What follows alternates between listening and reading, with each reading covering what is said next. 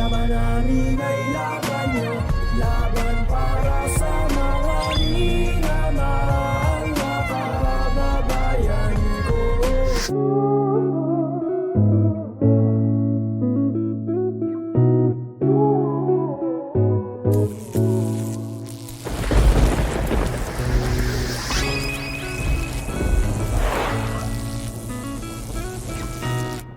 Kinasako pa yung barel tapos sa 45. Kasi madami ako mga punchline na bitbit. Boom! Pinakyaw! Pwes, sa maling akala at kutob kita isasabit, alam naman nating lahat na bumababa lang ng isdaan ng kwago kapag may isdaan ng mananagit. Di ka paral, kaya mag-focus ka na sa business mo na sa salamin. Kaya mo lang magpalino ng mata habang pagmulat ay kaya kong gawin. Bumagal nga yung internet, talaga magpapaikot-ikot na parang na-stuck sa loading screen. OFW, nagtrabaho overseas, umuwi hati-hati at umalis in one piece. Talagang puro hagupit! Ngayon may sagutan sa tanong kung sino may hawak ng beat! Punchline na elap na kadel, tapos meron siyang bulutong.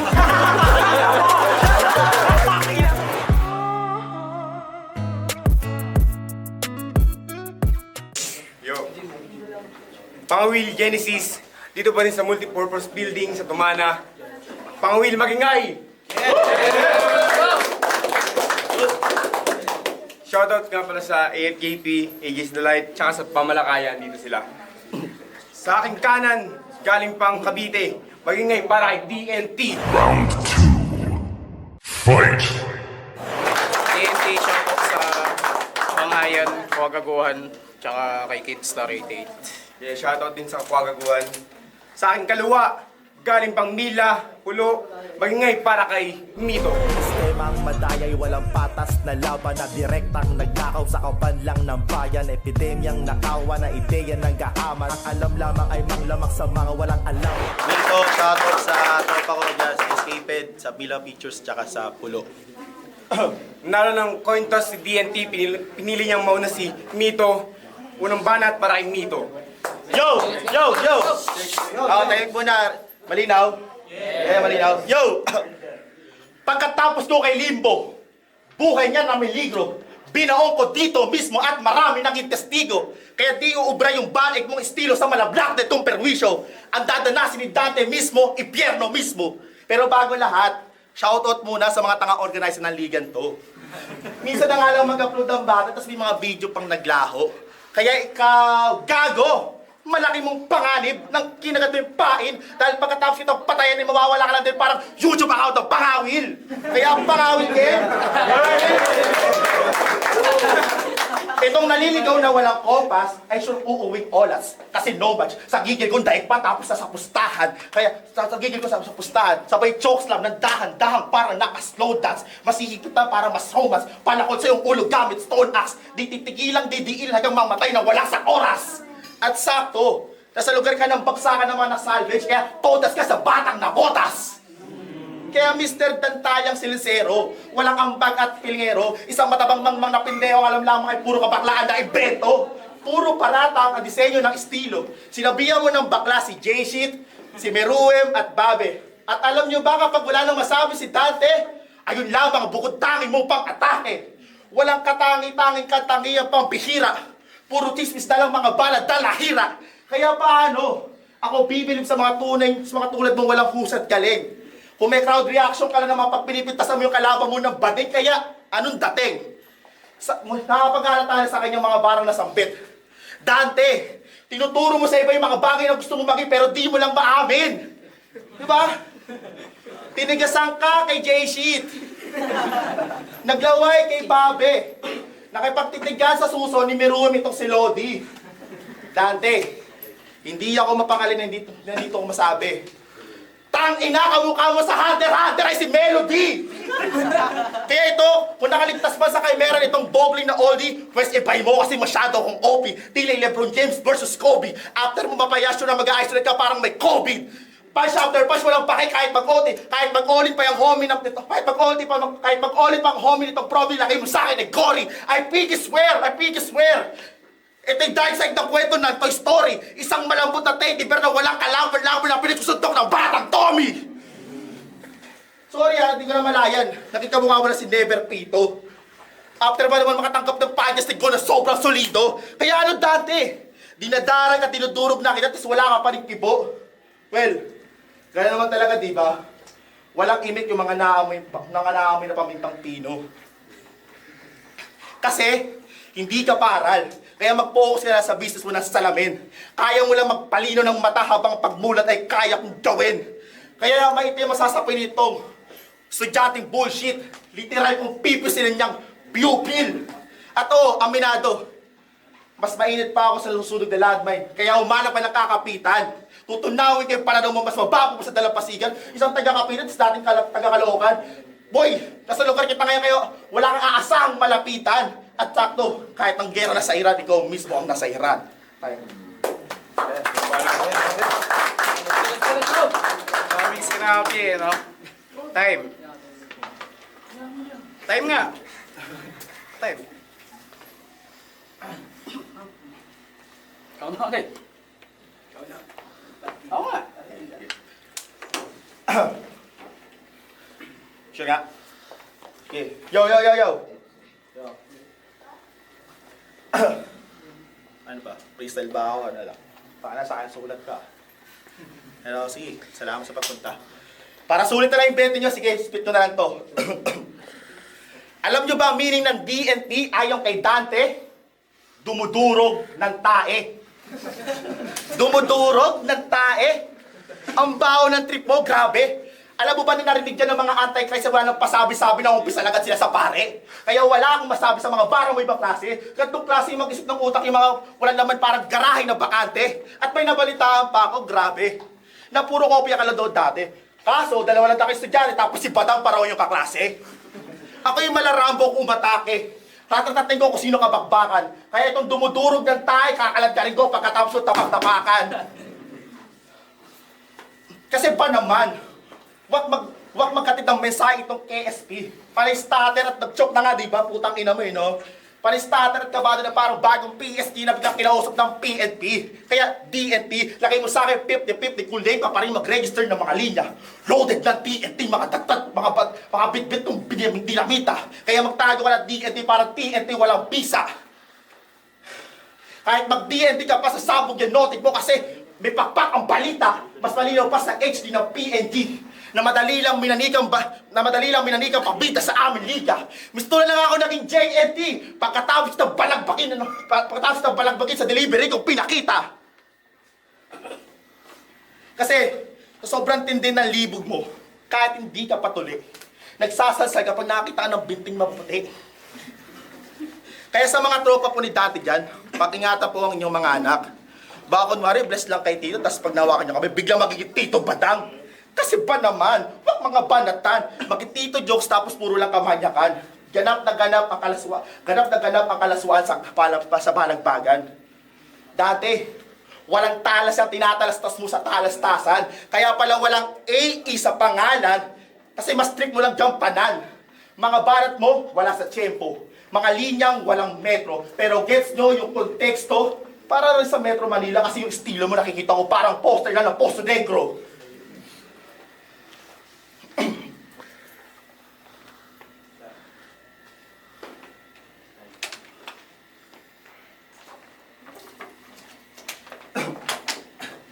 Kasi one-dimensional na Poso Negro.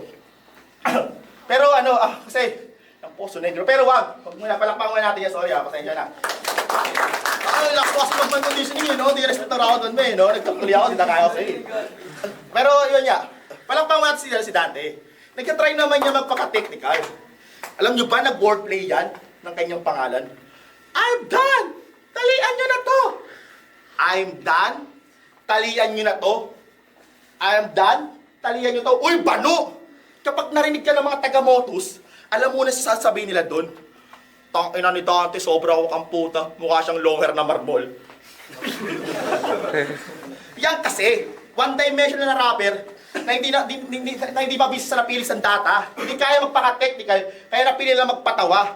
Ay nalang bukod tanging meron ka, hindi mo man nagawa ng tama. Kutumugma, tsamba-tsamba. Kung pumunto, basta-basta. Yung mga bara-bara niya ay basta lang bara. Kaya lang sa bawat battle mo ang kaawa-awa. Kaya nga sa sobrang petty mo, mukha nga PWD ng ka-wheelchair na nahulog sa dati sa pabanda-banda. Kaya one day na battler, na biglang game sa kultura kasi sa instant fame, dakilang lame. Tandaan mo, mabilis pa-drain kapag sa hip-hop fake. Bumilib sa click, pin ang hate, click lang din sa naka-instant aim, big bang brain, sabog na parang wake at bake itong weak at frail. Brain at dead, yun na lang matatagpuan itong para si Liam Payne. Kaya wala akong pake kung di ka respect ng linya mo. Di ba nagmamadali ka? Puta, haba ako pa rounds ko. Ano? Ayos? Okay. Okay. Wala ka rounds ha. Ito haba ako, mag-freestyle ako rito. Di ba? At yun, no? Kitang-kita natin kung sino naggagapi. Sige na nga, alam mo nagmamadali ka, kaya di ka nag-speak kasi kakain para ako ilipatan ng tayo sa tabi. So game, round 2. So sabi na ito, putang ina. Tinawag kong bakla yung mga kalaban ko. Kahit review mo yung buong battles, wala akong sinabing ganun. Kung may sasabihin man akong bakla yung kalaban ko, baka dito na yun. Kasi, isipin nyo gini-gatekeep yung hip-hop ng pormahang fuckboy. May braces. Tapos laging clean cut. Tangina po mapayag kayo, ganyan yung itsura ng mga hip-hop sa nabotas. So, game. Sa totoo lang, tinapos ko yung all 3 rounds ng sulat ko sa'yo. Pero napag-isip-isip ko, tangina, sino ko nga lang ba para paglaanan ng sining at oras ko? Kaya yung buong round 1 ko, tangina, binura ko. Kasi di ba mapapala ako dito? SK chairman na aktivista kuno. Tapos, reject ng pulo. Sabi pa niya doon sa laban nila kay Limbo.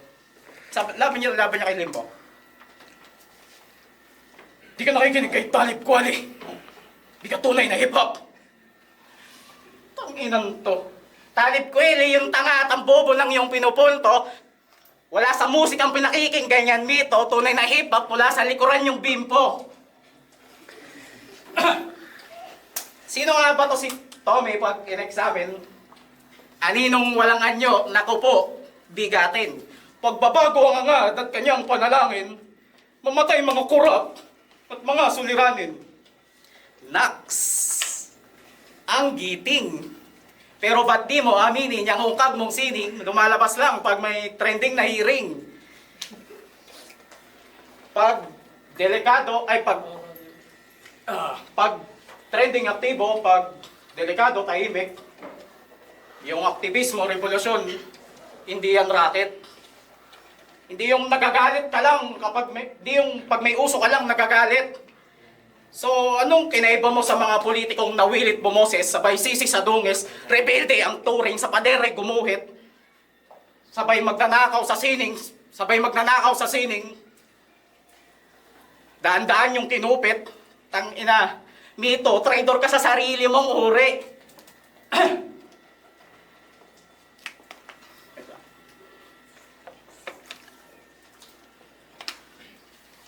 Panay banggit pa to ng tutaraw siya ni Sherman. May pinpulo yan, tapos after ng isang talo mo doon, hindi ka na ulit pinasalang. Panay lait pa siya ng drip god. Kala mo porma kagandahan ng gatekeep pa ng hip-hop.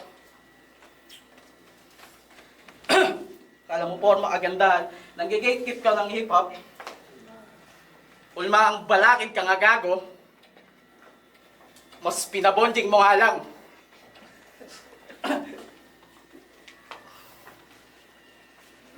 Kaiyang ka sa mga kapatid na sa sining ay natodas. Hayaan nyo akong ibulit tong basura sa apoy na hindi kayang puksain ng mga santo nyo dito sa nabotas. Time. Ay na. Pinuna mo yung forma ko parang formang fuckboy, ang lakas ng peg. Eh ikaw nga, di ba nagpepeg ka para kantutin ka lang ng shota mo pag napapapeg? Nakita ko sa comment section. O sige na, forma na akong sige, amoy Baby Johnson na ako. Amoy baby na ako titignan. Sa atin dalawa, iba ikaw lagi binibaby nun. Diba? Tapos sabi mo, lagi ko dinadami si Shernan. Siyempre, dinadami ko si Tito. Kasi ilang buwan na lang siya rito. Kaya nga nagtampo sa akin yun eh. Inalok niya ako ng battle. Dapat meron akong battle ngayon sa pulo. Kasi iba pa. May mga collaboration na liga. Alam mo yan, di ba? Hindi ako sumali kasi tilabanan kita. Tapos di mo respect mo round mo, tangina ka. Pero again, sige. Disclaimer lang. Sa mga susunod na linya, ay purong katang isip lang yung tagpo. Alam nyo ba, yung girlfriend niya, may nakamit na masculine sa Tomas Morato? Una, akala sayo-sayo lang daw. Huwag mo kaya, baka magkalata ng totoo eh.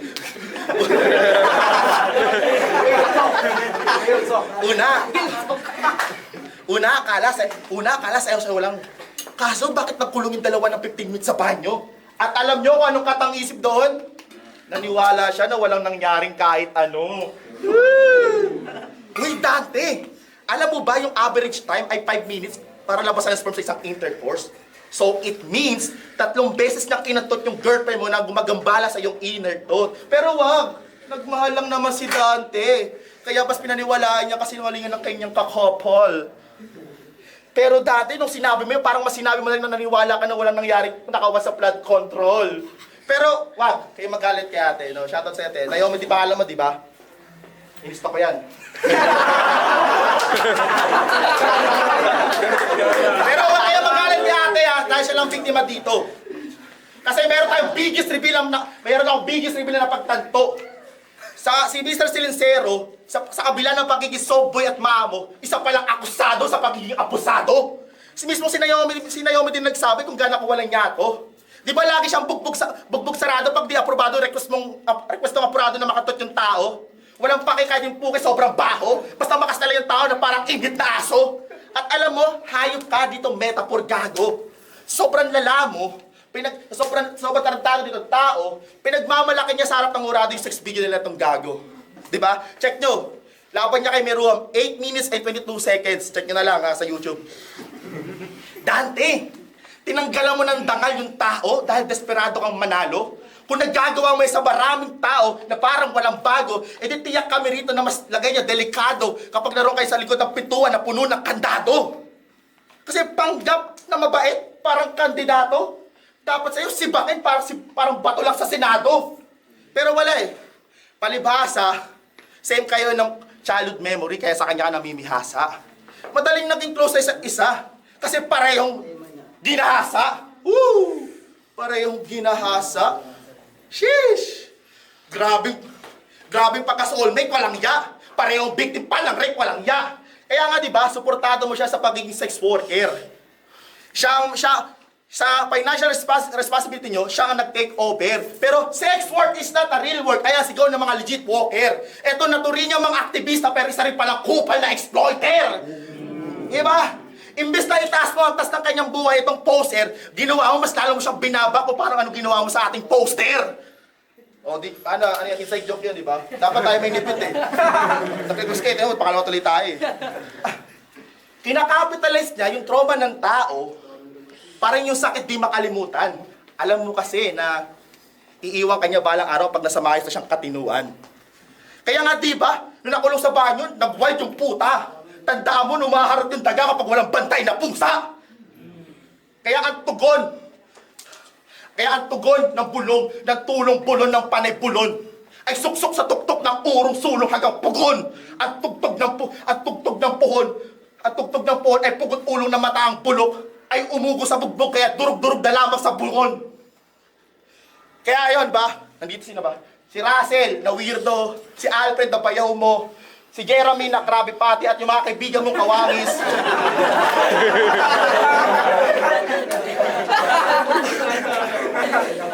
at sa mga kaibigan mong kawanis, lahat sila sa shota mo merong may itim na hangarin. Pero sige. Sige, sinde ng tubi, uminom ng alak, aga impluwensya ay hamakin, dala ko'y kutsilyo at bote, sa epidesyang salarin sa aking gamit, saksakin sa tumbong, hanggang sumagat sa lalim, sige, saksak, nagsaksak, hanggang labasan ng hangin. Sindihan ng bote at sa puwet mo papaganahin. Sige, sindi, saksak. Sige, sindi, saksak na parang ni kami-kami harin. At alam mo, ang pinakamasakit na ikaw lang mismo ang kinakatay ko sa amin. Habang siya'y masaya sa mga tropa mo nagpapakain. At mahirap tanggapin na kahit patay ka na, ito'y aming uulitin lang namin. Muli kitang papatay at never na namin siyang papalayain. Kaya Diyos tawagin. Walang makakapigil sa demonyo sa masamang gawain. Dinaig nyo pa ang sumpa ni David at Bathsheba dahil katapat mo ngayon ay mas payolente pa sa Diyos na si Shiva. Kaya pulo, nalorak ng pulo o baguhan ng pulo versus sa kanilang royal blood ng kanilang liga. Pinakita sa amin dalawa kung sino sa amin dalawang mahina. Round 1 at round 2 mo, hinimay ko yung mismong estilo. Round 3, siya na breakdown na mismo. Time. Body bag ka dun ah. Daming rings nilaan sa girlfriend ko. Lugi ako kasi wala kang makuwang kahit sino. Tangina, sigaw ng aktivismo sabay sigaw ng aktivismo sabay yuyurakan yung mga babae. Tanginang plataforma yung sinusulong mo eh, na? Tapos, tangina hip-hop. Tangina, tas function hall lang na botas yung ginamit. Tangina, organizer yan. Ay, tanginang mga aktivistang hip-hop eh, no? New meta. Aktivistang hip-hop na SK chairman. Putang inang yan. Hey, game, round 3. Game. Ano? Worth it ba yung pagbaba ko dito sa inyo sa ilalim? Pakikitaan ko lang kayo kung paano yung tamang pagkain. Itong big fish nyo dito, paglalaroan lang ng kwago, bago lamunin. Malas mo, ikaw unang makakatikim ng bagong hasa kung patalim. Pagkatarak sa tagiliran, maglalabas-masok, pataas, Pagkatarak sa tagiliran, maglalabas-masok mula ibaba pa, itaas, mula taas, lilinyahan, bawat balat, bawat ugat, hanggang buto mo magkalas. Katawan mo iiwang nakabuklat, parang bagong bukas na kalatas. Matinding withdrawal, dadanasin o masakit to sa loob pag nilabas. O sumampa na to sa pulo. Pero dito magusgan niyang obra. Ano estilo galing ibang tao kung manggaya, sobra-sobra. Bawat DN, bawat letra, walang pinalagpas tong aral sa pangungopya. Paano mo ko ngayon naaangatan mito kung mas original pa sa'yo yung tipasopya?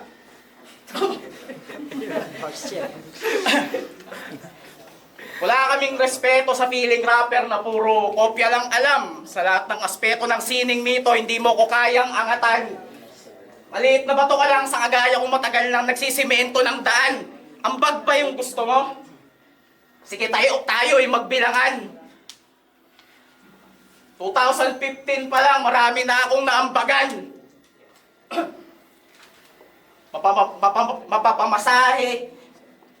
Mapapamasahe o kahit anong pagkakagastusan.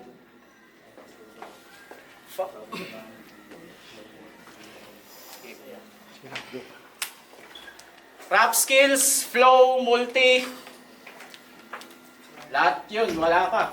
Game.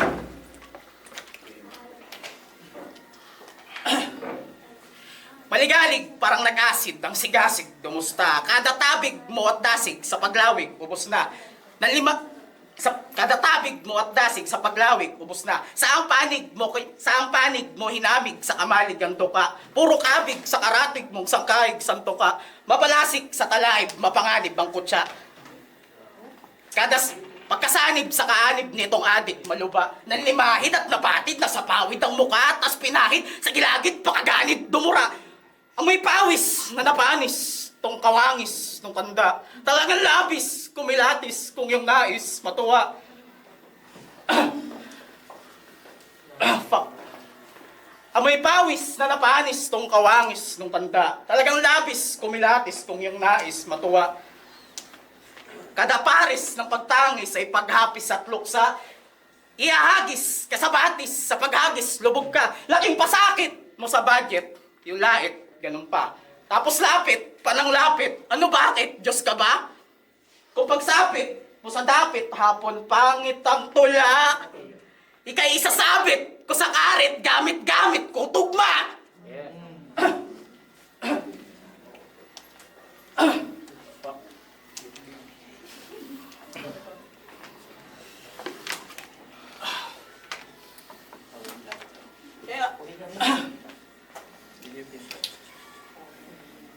Kaya, ba't nga ba ako naparito? Wala, tangina kasi ni Mari. Nagbihim sa GC. Ba't nga ba ako naparito? Para makutsa at magbato ng panlalait. Sitayin yung kamalian para sa kabutihan ko magamit.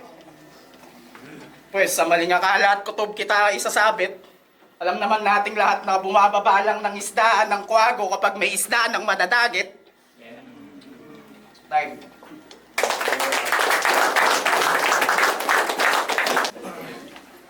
Pang-Will Genesis 1. Mito versus DNT. Palakpakan ng laban ulit.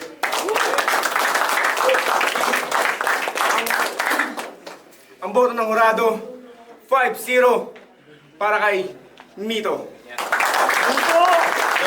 Shoutout sa mga tropa ko na pumunta rito kay Rusty at kay Dale. Tapos shoutout din sa Mila Pictures at sa NFF na hindi natuloy ngayong Hunyo. At yun lang. Salamat din sa aming kaibigan si Dante. Sinadya ko walang round 1. Hindi yan joke. Shoutout sa Kagaguhan, sa Bangayan, sa DNT Optics. Rap lines, kuha ko syempre pangawin. Tawag dito. Props pa rin kay DNT syempre, shoutout sa DNT Optics. Ewan ko kung sadya yun or ayun nga. Pero kung setup yun, para sa akin hindi siya naging effective yung round 1 kanina. Parang walang round. Tsaka kung tutusin, punchline count din. Round 1, round 2, round 3. Napakaano yun kay Mito eh. Kaya yun, binoto ko round 1 to round 3. Binoto ko si Mito. Obvious naman dahil si DNT walang round 1. Pareha silang may stage presence. Well, lumamang talaga si Mito. Kaya Mito, all 3 round 1. Yun, Limbo. Kita niyo naman yung battle, malino naman. 3-0, all 3. Pinoto ko si Mito. All 3 rounds Mito, malino naman.